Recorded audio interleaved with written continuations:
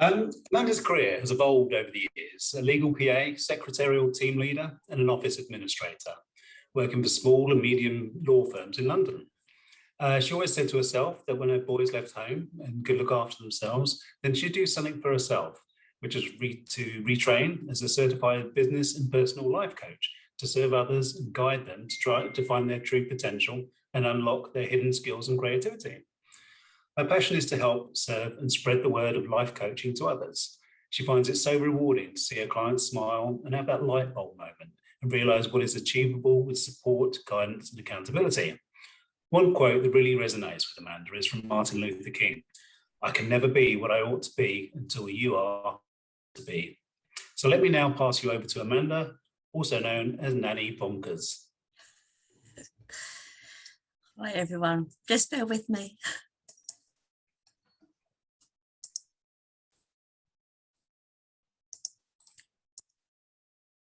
Right. Can you see the slides? Yes, we can. And let's go into presentation mode. Now I've got to. That's better. Is that okay, everyone? It is, but we're not starting at slide 1. No, I can see that. 13, not very good. That's all right. Take your time. Relax, breathe. There you go. Right, welcome everyone, and thank you for your time this afternoon. Here is all about me, Amanda McCarthy. Who am I? I am a mum with 2 sons and a grandmother to Ayla, Isabel, and my nickname is Nanny Bonkers, so I've got a reputation to keep up here. There's my sons, Tom and James, and there's me at my granddaughter's princess birthday party, but I'm not really a princess. So I went as Maleficent, which was much better for me. And there's me and my 2 granddaughters. So as Tim said earlier, my career so far is, leaving school, starting as an ex-book secretary, working in London, and helping others along the way, lawyers, secretaries, and just helping them. And that's what I wanted to do, was when I had the opportunity, was to actually do something and give back. So can I ask you all to just take a moment to stop, pause, and breathe. Now, I would like to tell you a little story, which you may already know about, but it's a story about a professor and a jar. Now, this jar had rocks, and the professor asks, "Is the jar full?" And the response was, "No, it's not." And then he asks, puts in some pebbles. "Is the jar full?" "No, it's not." Then the professor adds in sand and said, "Is it full?" And the response was, "No, it's not full." So then the professor added water. So there's the story. So we've got a jar that has rocks, pebbles, sand, and water. Now think of the jar as your life. The rocks were representing the important aspects of your life: family, health, and dreams. The pebbles representing the things that give you meaning: friendships, work, hobbies. And the sand and water are just representing the small stuff, the bits and pieces that fill up the rest of your life, which works well. But what happens if your life might be the other way round? And would you be able to focus on the important aspects? Think of it as putting the water in first, then trying to put in some sand, then trying to put in some pebbles, and then the rocks. What happens is it all spills over. We can't do it. And the jar does not become full. So we've got to focus on what is important to us, whether it's the little pieces, whether it's the big pieces. And this is where I'm able to help my clients to achieve a balance and to sort out, some sort of order.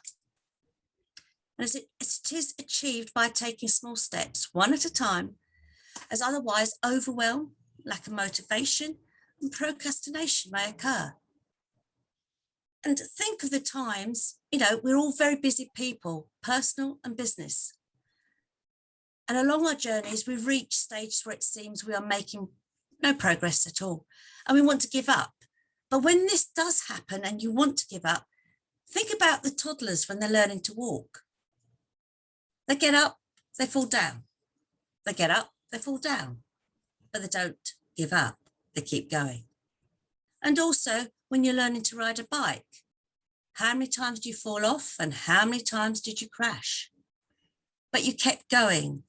This is all about trying to keep going, trying to move forward. So I am with my clients on their journey to move on, to keep moving forwards and preventing standing still, providing the support, accountability, guidance, and for them to gain clarity. And the quote that was mentioned earlier, I can never be what I ought to be until you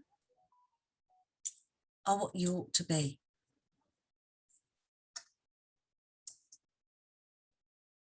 Now, let's take a moment to stop, pause,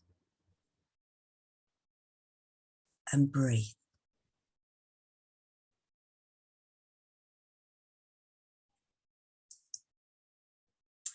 Well, that's who I am, Amanda McCarthy at AM Life Coaching. And I'm here to help you. Thank you all for your time.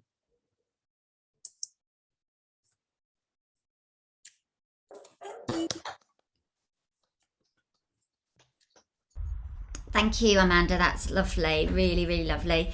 And we all know it's so important to just stop, pause, and breathe, yeah, as you say, and it's great to have that moment. So everyone, can you unmute yourself and give her a round of applause? So thank you. Right, if anybody has any questions for Amanda, just unmute yourself, please, and fire away.